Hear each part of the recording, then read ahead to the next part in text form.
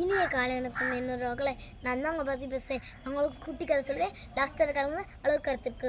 ஒரு ஊரில் ஒரு ராஜா வாழ்ந்து வந்தார். அவர் நம்ம இறந்தோடனே நம்ம பெரிய கல்லறை கட்டி நம்மளை அதில் தான் வைக்கணும் அப்படின்னு சொல்லி யோசிச்சுக்கிட்டு இருந்தார். அப்போது அவர் சாவாமல் இருக்கும்போது அவர் ஒரு பெரிய கல்லறை கட்டி வச்சுட்டாராம். கட்டி வச்சோடனே அவர் நினச்சாராம், நம்ம இறந்தோடனே நம்மளை இதில் தானே வைப்பாங்க, நம்ம இறந்தோடனே நம்மளை இதில் தானே வைப்பாங்க அப்படின்னு சொல்லி அவர் நிம்மதியை கெடுத்துக்கிட்டாராம். அப்போ ஒரு மந்திரி வந்து சொன்னாராம், எதுக்கு ராஜா நாளைக்கு உள்ள காரியத்தை இன்றைக்கி யோசிச்சுக்கிட்டு இருக்கீங்க அப்படின்னு சொன்னாங்களாம்.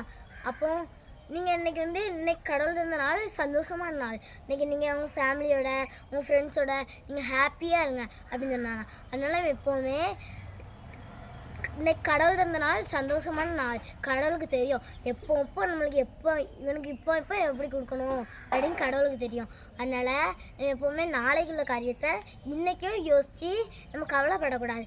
அதனால் இன்னைக்கு கடவுள் தந்த நாள் சந்தோஷமான நாள். அதனால் நம்ம ஃபேமிலியோட நம்ம ஃப்ரெண்ட்ஸோட நம்ம நல்லா ஹாப்பியாக இருக்கணும். இந்த வீடியோ உங்களுக்கு ரொம்ப பிடிச்சிருந்தா ஒரு லைக் பண்ணுங்கள். பாய், நம்ம நாளைக்கு சந்திக்கலாம்.